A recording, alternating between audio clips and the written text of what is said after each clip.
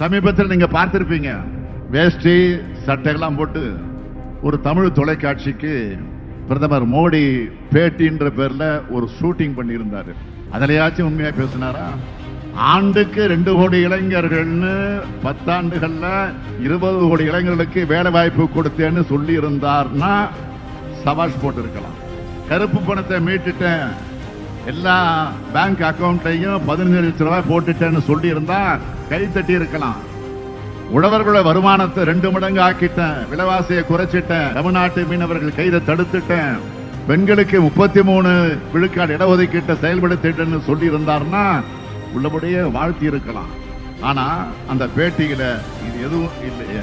தமிழ்நாட்டு மக்கள் கேட்கிறாங்கன்னு நானும் ஒவ்வொரு மேடையிலும் கேட்கிறேன். 10 ஆண்டு கால பாஜக ஆட்சியில தமிழ்நாட்டுக்கு செஞ்ச சிறப்பு திட்டம் என்னன்னு சொல்லுங்கன்னு கேட்டுக்கிட்டே இருக்கேன், தொடர்ந்து கேட்கிறேன். அதுக்கு பதில் சொல்லல.